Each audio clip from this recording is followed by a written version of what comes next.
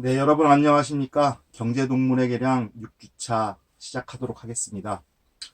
이번 주에는 1교시는 유전력, 2교시는 유전상관과 반복력, 3교시는 혈연관계에 대해서 공부하도록 하겠습니다. 이제 6종학의 가장 핵심적인 부분으로 들어가고 있습니다. 그래서 이번 주부터 한 3주간은 좀 내용도 딱딱하고 어렵지만 육종학에선 가장 중요한 부분이 되겠습니다. 열심히 공부해 주시기 바랍니다. 자, 그러면 첫 번째로 이제 유전력에 대해서 말씀드리도록 하겠습니다. 앞으로 이제 여러분들이 육종학을 하면서 가장 많이 듣게 되는 단어가 유전력입니다. 그거보다 더 중요한 게 육종과가 있는데요. 육종과도 이제 오늘 몇 마디 나오지만 육종과에 대해서는 다다음 주쯤에 자세히 할 거고요. 하여튼 유전력 굉장히 중요하고 많이 나오는 단어입니다. 그리고 여러분이 알아두시면 되게 그 세계관을 확장하는 데 도움이 되는 단어입니다. 그래서 유전력 한번 보시죠. 자, 유전력은 영어로는 헤리터빌리티라고 합니다. 헤리터빌리티. 그래서 약자로는 H제곱이라고 씁니다. H제곱. 그래서 H제곱은 헤리터빌리티라고 생각하시면 됩니다. 그래서 자, 유전력의 정의에 대해서 우리 교과서에는 사실상 정의가 없더라고요. 제가 찾아봤더니 그 수학적 의미만 있고요. 정확한 정의가 없어서 제가 다른 데서 찾아서 써놨습니다. 그래서 유전력이란 뭐냐면 한 형질, 어떤 형질에 대해서 자손이 그들 부모의 능력을 얼마나 담는지 그 정도의 측정치다. 그러니까 어떤 형질이 있는데 뭐 형질은 뭐 키가 될 수도 있고 체중이 될 수도 있고 뭐 성격이 될 수도 있고 지능이 될 수도 있고 여러 가지가 될 수가 있겠지만 어느 형질이 그 형질에 대해서 그 자손이 부모를 얼마나 유전적으로 닮았느냐의 그 정도입니다. 그 정도인데 자, 여러분들이 요거를 이제 헷갈리지 않으셔야 되는 게 뭐냐면 유전력은 한 마리에 대해서 말하지 않습니다. 한 집단, 한 파퓰레이션, 한 군에 대해서 말하는 겁니다. 그래서 가령 우리나라의 듀록종 돼지 집단의 유전력, 더 줄여서 뭐 제주도의 흑돼지의 유전력, 이런 식으로 말해야 되는 겁니다. 그러니까 돼지 전체 유전력이라고는 존재하지 않습니다. 그럼 이건 거꾸로 말하면 뭐냐면 집단마다 유전력이 다 다르다는 거죠. 물론 왕창 다르지 않습니다. 그죠? 같은 돼지인데 뭐 돼지의 그 체중의 유전력이 뭐 뒤록과 흑돼지가 많이 다르지 않겠죠. 하지만 같지도 않아요. 같은 품종이라도 지역에 따라 다를 수 있고요. 그러니까 요거를 숙지를 하셔야 됩니다. 예, 그래. 그 다음에 정의. 이게 정의라기보다 이게 조금 더 수학적인 표현인데 집단에서 한 형질에 대한 표현형과와 육종과 사이가 얼마나 긴밀한가를 나타내는 척도. 그래서 약간 어려운 말이 나왔어요. 여기는 표현형과 육종과. 그러니까 표현형은 뭐냐면 겉으로 드러나는 모습이고요. 육종과는 유전에 의한 기여도입니다. 그러니까 겉으로 드러나는 모습이 유전에 의한 거가 얼마나 관계가 있느냐, 어느 정도 비율을 차지하고 있느냐, 그거를 유전력이라고 합니다. 그래서 지금 명확하게 안 들어와도 이제 조금씩 계속 공부를 하다 보면 조금씩 조금씩 이해가 더 가기 시작하거든요. 그래서 너무 초반부터 완벽하게 이해하려고 하지 마시고 하나씩 따라오다 보면은 나중에 개념이 잡힙니다. 이 말은 이게 좀 어렵다는 얘기예요. 그리고 이제 나중에 점점 옛날에 내가 이렇게 요거까지밖에 몰랐구나. 그래서 자꾸 또 새로운 걸 발견하게 되는 그런 재미가 있습니다. 자, 그래서 유전력을 설명하기 위해서 저번에 약간 반복이 나오는데요. 자, 표현형가는 유전자가와 환경효과로 이루어진다는 이런 지난 시간에 했었죠. 그래서 요 유전형가를 조금 더 분해하면 육종가와 우성효과와 상위성효과로 나눠진다 그랬죠. 그래서 그 다음에 여기는 환경효과. 자, 요거는 이해하셨을 겁니다, 이미. 요게 이제 우리 교과서에는 안 나왔는데 그 예전 교과서에 많이 나오는 그림이에요. 이게 환경과 유전과의 관계를 나타내는 간단한 개념인데요. 어, 뭐냐면 이 빨간 큰 원, 이 원이 유전적 한계입니다. 유전적으로 최대한 클 수 있는 한계. 그리고 이 빨간 점은 가운데 점은 현재 상태예요. 그래서 환경 효과를 좋게 하면 좋게 할수록 적합하게 할수록 이 점이 점점 커져서 이 가장자리의 빨간 테두리까지 커지는 겁니다. 하지만 절대로 저 바깥을 넘어갈 수는 없어요. 그러니까 이런 겁니다. 가령 좋은 유전자를 타고 나서 환경이 좋으면 그 유전적 능력의 극한까지 도달하게 되죠. 하지만 거기서 더 이상 가령 키라고 합시다. 더 뭐 키가 이제 가령 그 하승진의 자녀가 유전적으로 분명히 좋겠죠. 근데 걔를 영양을 안 좋게 하면은 그 유전적 능력을 다 발휘하지 못하겠죠. 크지 못하겠죠. 그러니까 얘가 그냥 점에서 머무르겠죠. 근데 얘를 적절하게 영양을 주고 운동을 시키면 걔 유전적 능력까지 키가 커지겠죠. 뭐 아버지보다 조금 더 커질 수도 있겠죠. 하지만 걔가 3m, 4m는 될 수 없죠. 그러니까 그 2m 얼마쯤 되겠죠. 그게 바로 유전적 한계입니다. 그래서 우리가 육종이란 거는 이 유전적 한계를 조금씩 더 넓히는 거라고도 할 수 있어요. 어찌 보면은. 그래서 유전적 능력을 더 좋게 하는 거고, 이제 환경은 여기 이 안에서 이제 뭐 사료라든가 뭐 무슨 복지라든가 이런 걸로 이제 여기를 좋게 해서 그 유전적 환경을 최대하게 발휘하게 만들어주는, 그게 이제 환경 쪽에 관련하는 그 분야가 되겠죠. 자, 그러면 우리가 이제 표현형과를 이렇게 분해하는 것까지 아셨는데, 실제로 우리가 이걸 계산하려고 하면 이거는 분산의 형태를 띠게 됩니다. 지난 시간에도 분산 조금 얘기가 나왔었는데, 이제 집단에, 우리가 이게 집단이라고 했잖아요. 집단에 대한 값이거든요. 그래서 집단에 대한 값은 이제 집단의 평균이 있고 분산이 있는데, 그러니까 우리가 변이를 측정해야 되거든요. 자, 여기서 유전에서 변이가 중요하다고 그랬죠. 개체가 똑같지는 않아요. 어떤 유전적 요인, 환경적 요인으로 인해서 평균보다 조금씩 다르거든요. 그게 변인데, 그 변이의 양을 측정하는 게 가장 좋은 방법이, 수학적으로 좋은 방법은 분산입니다. 그래서 분산을 가지고 우리가 대부분 실제 계산을 하게 돼요. 그래서 이거를 그대로 분산으로 나타낸 겁니다. 그래서 자, 이 P라고 돼 있죠. 시그마 P 제곱. 표현형 분산은 전체 겉모습은, 그러니까 그냥 겉으로 드러나는 변이의 총합은, 요거는 이제 육종가의 분산입니다. 예. 이게 육종가입니다. 육종가의 분산은 말이 안 되고, 이제 그 유전자형의 분산을 육종가라고 하거든요. 그래서 이 육종가와, 자, 요거는 우성 효과라고 합니다. 시그마 D 제곱. 그 다음에 시그마 I 제곱은 이걸 상위성 효과. 그 다음에 시그마 E 제곱은 환경 효과. 이렇게 표현이 될 수가 있습니다. 분산으로. 숫자가 될 겁니다. 이거는 이제 앞으로. 자, 그러면 우리가 유전력의 정의에 의해서, 우리가 유전력이란 바로 뭡니까? 그러니까 전체 표현형과 중에 육종과가 차지하는 비율이거든요. 그러니까 겉으로 드러나는 모습 중에 유전적인 부분의 비율이거든요. 그러니까 뭡니까? 바로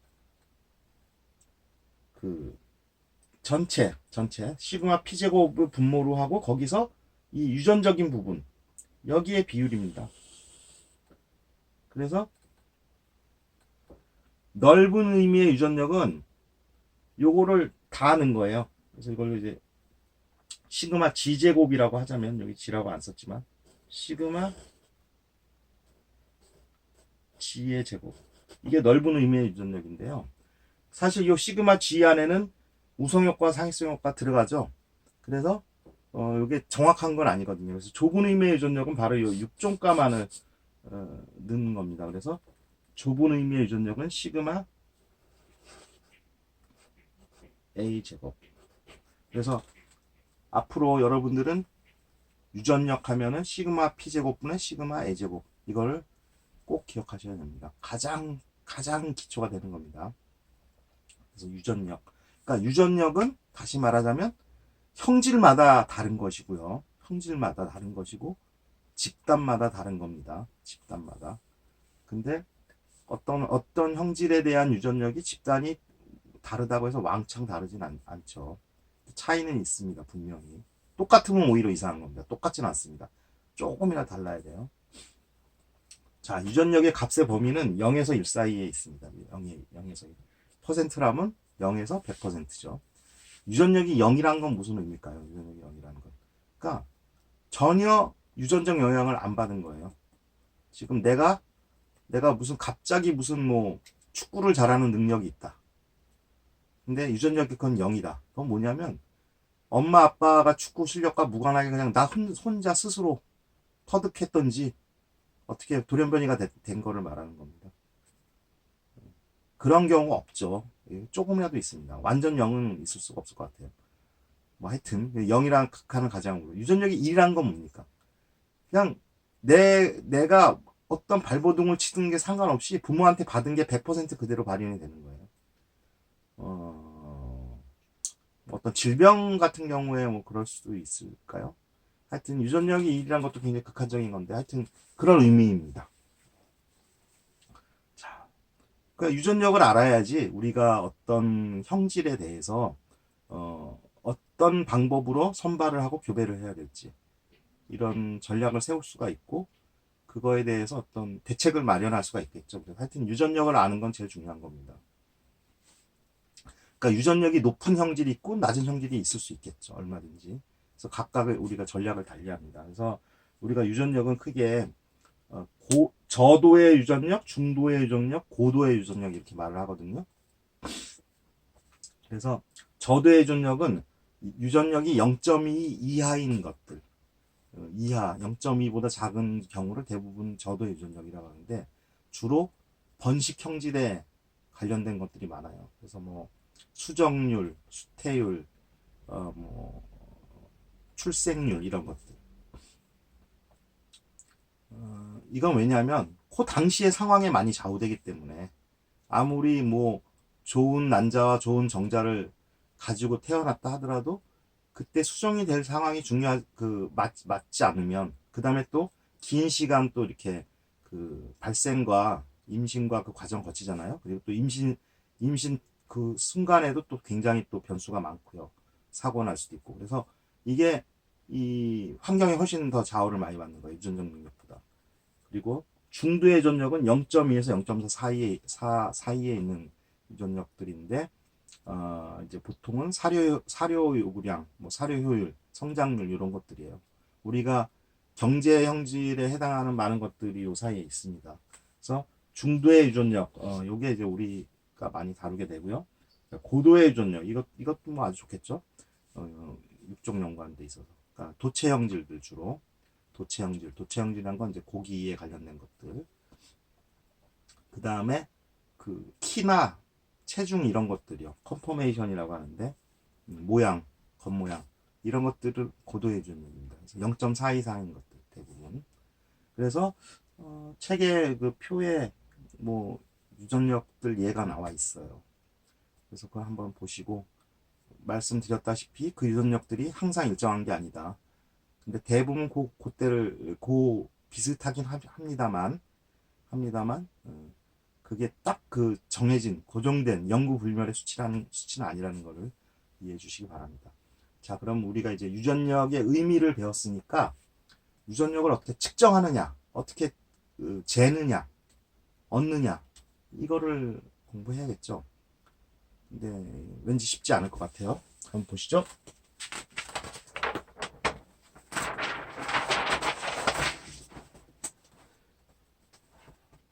자, 우리가 유전력을 얻기 위해서 하는 행동, 그거를 추정이라 합니다. 추정, 에스티메이션이라고 하는데요. 왜냐하면 우리가 유전력을 답을 구하는 거면은 딱 진짜 존재하는 답을 정확히 딱 알아내는 거면은 추정이란 말을 안 쓰죠. 근데 우리가 진짜 값은 알 수가 없어요. 진짜 값에 가까운 값을 추정할 뿐이죠. 계산할 뿐이죠. 그래서 그게 뭐 99%의 정확도로 비슷하다, 이러다, 이거다, 이렇게 이런 식으로 말할 수밖에 없거든요. 왜냐면 진짜 값은 모르니까. 우리가 영원히 그 값은 몰라요. 거기에 가까운 그 정확도를 계산해서 어느 정도의 정확도의 값을 추정할 수 있을 뿐이에요. 그래서 추정이란 말을 많이 씁니다. 통계학에서 다 추정이라고 합니다. 자, 그래서 자, 유전력의 추정은 크게 두 가지 방법이 있는데요. 그러니까 통계학적 방법으로, 수학적 방법으로 분산 분석에 의한 방법이 있고 회귀 분석에 의한 방법이 있습니다. 두 가지가 있습니다. 그래서 여러분들이 생물 통계학을 선수 과목으로 이수를 하셔서 분산 분석을 아시면 이 부분이 이해하시기가 쉬운데 일단은 그 통계학을 안 들었다고 가정하고 말씀을 드리겠습니다. 그러려니까 상당히 좀 얘기가 제한되는데요. 근데 사실 학부 수준에서 실제로 유전력을 뭐 계산하고 이럴 일은 사실 별로 없습니다. 이제 구체적인 이 에스티메이션의 방법론들, 그 다음에 실제로 값을 구해보는 거는 이제 육종학 전공으로 대학원 석사과정 가면은 자세하게 하게 될 거고요.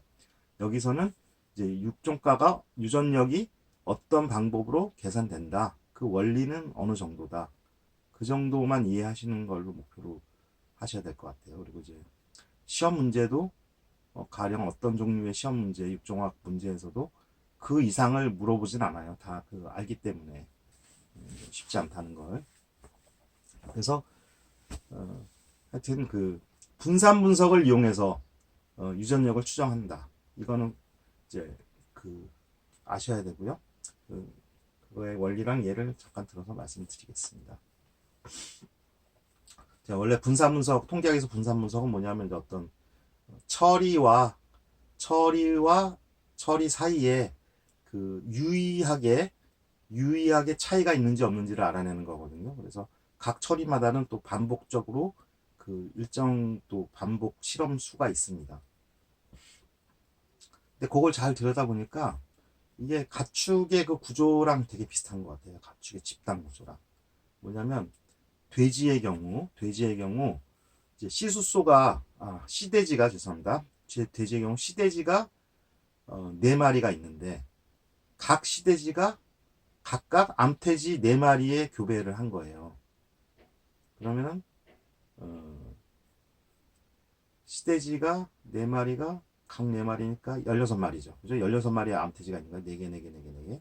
그리고 각 암돼지는 10마리씩 새끼를 낳았어요. 10마리씩. 그러면은 120마리 되는 거죠. 전체 새끼 돼지는 120마리. 그러면은 그 돼지 집단의 체중의 육종가를 알고 싶은 거예요. 체중의 유전력을 알고 싶은 거예요. 그러면 그 같은 나이대에 같은 원령의 체중을 재면 됩니다. 체중을 다 재서 딱 그거를 분산 분석을 하면은 유전력을 구할 수 있어요. 신기하게도. 그거는 원리는 뭐냐면 그 각각의 어미 돼지가 난 10마리의 새끼 돼지의 평균들, 그 다음에 또 어미 돼지 간의 체중의 평균, 거기에 교배한 시돼지의 평균, 이거의 평균의 그 분산의 차이를 다 비교해서 하는 원리거든요. 그래서 그 분산이 같으면은 얼마나 같냐 다르냐, 뭐 이런 걸 따지는 겁니다. 그 비율을 따지는 거거든요. 그래서 이런 경우에요, S마리의 부친의 시돼지에 각 D마리의 모친을 교배해서 암돼지를 교배해서 각 K마리의 새끼를 얻었을 때 이런 구조가 딱 그 분산 분석에 딱 적합한 추정의 구조가 되는 거예요. 그래서 요거를 이제 아노바라고 하는데 그 테이블 그 표인데요. 뭐 이거 처음 보시는 분은 진짜 생소할 거예요. 뭐 통계학을 들은 분은 좀 낫겠는데 하여튼 이제 이거를 그 데이터를 아까 말한 대로 이런 구조의 집단을 제가 가지고 실험을 해서 뭐 체중이건 뭐 등지방 두께건 뭘 다 쟀단 말입니다. 그래서 그걸 계산하면은 이렇게 이 표 하나로 정리를 할 수가 있어요. 표 하나로 정리를 할 수가 있는데, 예, 여기 보시면은 이제 여기 값들이 중요해요. 그래서 요게 이제 뭐냐면은 그 새끼들의 분산입니다. 마지막 돼지 새끼들, 얘네들 K마리의 새끼들의 그 분산이고요. 요게 이제 어미 돼지의 분산이거든요. 그리고 요게 아비 돼지의 분산입니다. 그래서 아비는 다 사이어라고 해요. 사이어. 그래서 S인 거고요. 어미는 대임이라고 해서 이 얘기 했던 것 같은데, 그래서 D라고 쓰고, 새끼 그 후손, 자손, 업스프링, 얘는 W라고 보통 하거든요.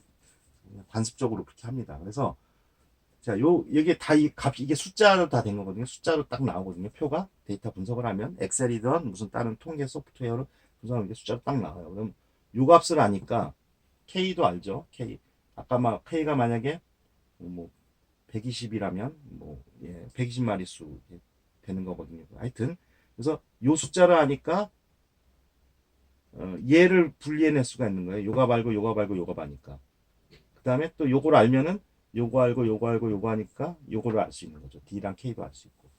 그런 식으로 해서 이 시그마 W 제곱, 시그마 D 제곱, 시그마 S 제곱을 알 수가 있습니다. 근데 그거는 각각 이런 의미를 가지고 있어요. 4분의 1의 6종가가 바로 시그마 제곱, 시그마 S 제곱이 되는 거예요.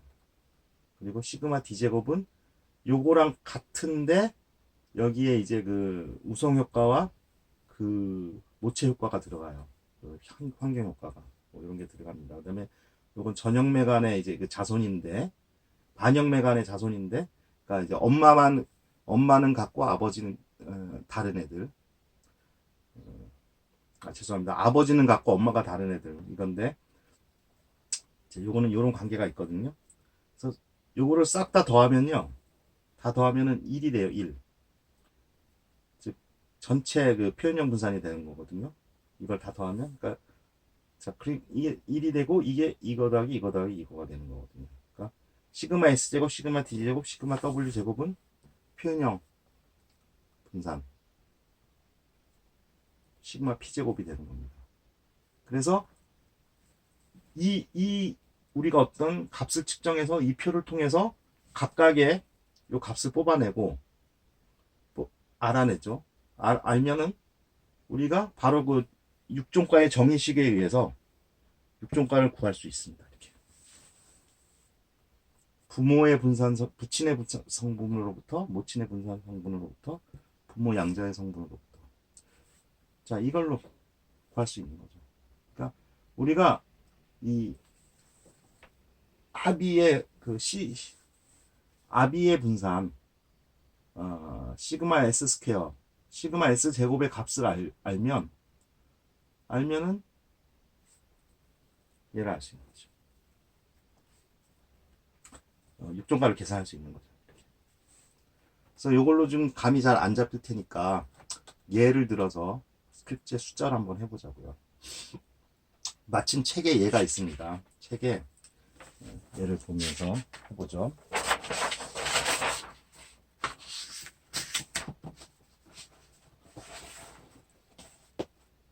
자, 페이지 186페이지에 표 8A가 있습니다. 182페이지에 표 8A.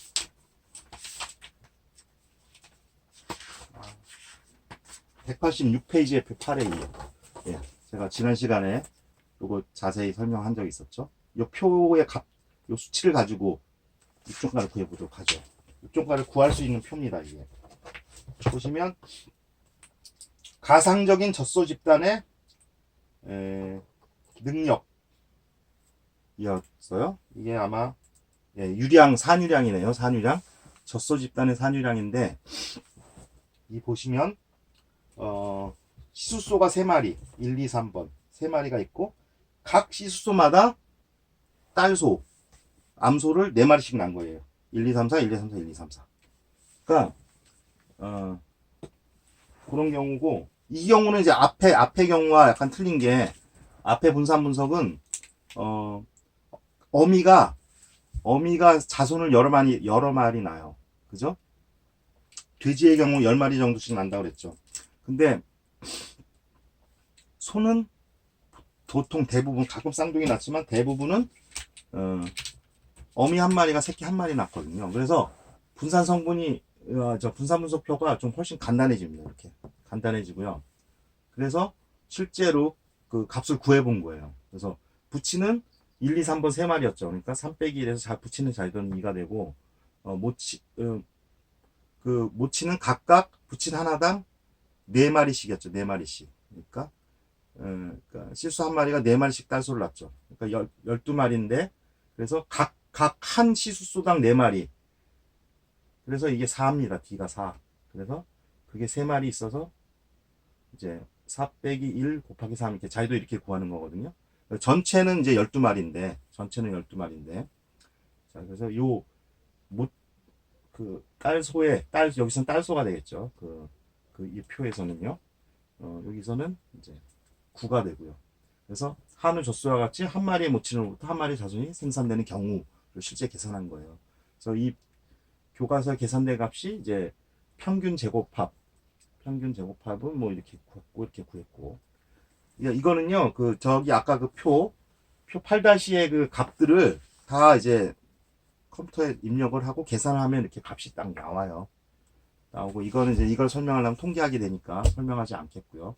그래서 요 기대값은 평균 제곱의 기대값은 어떻게 구하는 거냐면은 이 값을 이 자유도로 나누면 됩니다. 그러니까 이거를 자유도로 나누면 이 값이 되고요. 이 값을 이 자유도로 나누면 저 값이 되는 겁니다.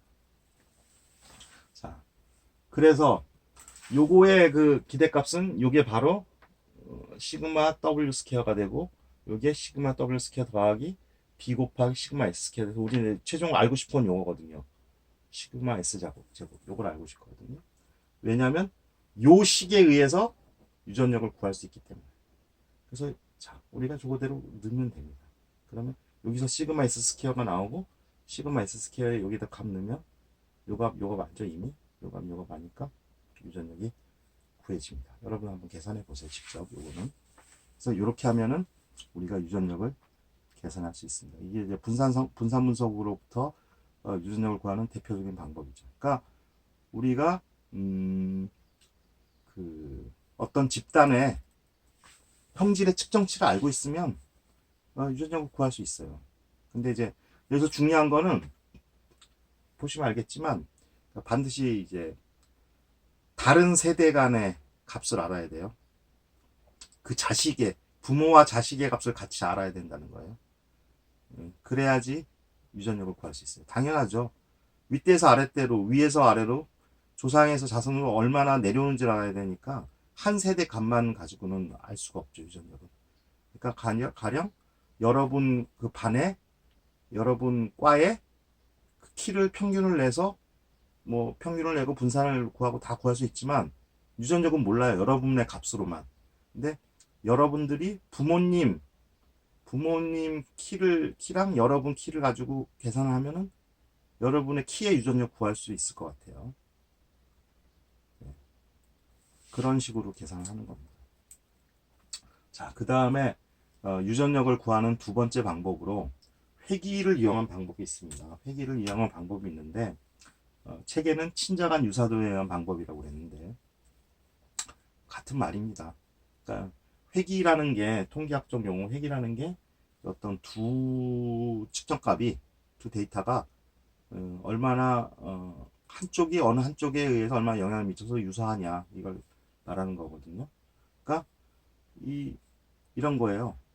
이렇게 엄마와 아이의 키를 조사했어요. 그러니까 엄마와 딸 간의 키를 조사했어요. 100명을 조사했어요. 그랬더니 우리가 이건 그냥 알고도 있지만 값을 보니까 더욱 그런 게 엄마가 키가 크면 딸이 키가 큰 경향이 있다. 그죠? 이거 확실하겠죠, 거의? 그러니까 이제 여기서 크다는 거는 뭐냐면요. 평균보다 크다는 거예요, 평균. 그러니까 엄마 100명의 평균이 있고 딸아이 100명의 평균이 있어요. 근데 엄마가 평균보다 큰 사람은 딸도 평균보다 큰 경향이 있더라. 뭐 이런 거 이게 바로 회귀에 의한 그 두 값의 유사도거든요. 그래서 그렇게 구합니다. 그래서 이것도 부친과 모친을 둘 다 알 수도 있고요. 더 좋고요. 그다음 부친이나 모친 하나만 한 값만 가지고 조금 전에 제가 예를 엄마 딸아이 얘기인 거죠. 모친만 아는 거죠. 모친과 딸만. 또는 그 형제간 그러니까 형제가 여러 명 있어. 이건 뭐 사람은 해당이 없을 거고 아까 말한 돼지 같은 경우 젖소, 한우 이런 경우 이제 하나의 부친이 여러 자손을 낳았을 때 그때 할 수 있는 겁니다. 그래서 여기서 B는 회귀계수 B를 말하는 거거든요. 그래서 그러니까 뭐냐면 이 경우 1번의 경우는 회귀계수가 바로 유전력이 되고요. 2번의 경우는 회귀계수가 2분의 1 유전력이니까 여기다 2를 1로 곱해버리면 회귀계수의 2배가 유전력이 되는 거죠. 이건 4배가 유전력이 되고 그런 식으로 회귀 분석을 해서 회귀계수만 알면은 이제 유전력이 바로 구해지는 그런 방법이 있습니다. 그래서 여러분들은 유전력을 추정하는 방법은 분산 분석에 의한 방법이 있고 회귀에 의한 방법이 있다. 뭐 책에 구구절절히 뭐 설명이 돼 있으니까 원리는 분산 분석을 해서 시그마 W 제곱값을 알아서 차차차 시그마 D 제곱, 시그마 S 제곱 값을 알아서 분모분의 뭐 분자 그래서 이렇게 구한다. 거. 이 앞에 이제 숫자들 요게 중요합니다. 요게. 그래서 아버지의 가분을만 하려면은 4를 곱하고 엄마의 가분을만 해도 4를 곱하고 엄마 걸 동시에 하면은 2 곱하기 가로 시그마 S제곱 플러스 시그마 D제곱 이렇게 되는 거죠. 앞에서 했었죠. 자, 이렇게 구한다는 거. 자, 그럼 첫 번째 시간은 이걸로 마치도록 하겠습니다. 마치기 전에 요 부분에 이 유전력 요 9장이에요. 9장에 유난히 오타가 많더라고요. 그래서 교과서에도 보면 여기에 요 표 8의 6에 보시면 195 8의 6에 보시면 S 요 자유도가 책에는 D-1을 하는데 S 가로 S 곱하기 가로 D-1 요거 이렇게 바꿔야 됩니다. 요거 말고도 뭐 오타가 많은데요. 나중에 대면 수업을 하게 되면 그때 한번 싹 고치도록 하겠습니다. 자, 1교시 이걸로 마치겠습니다.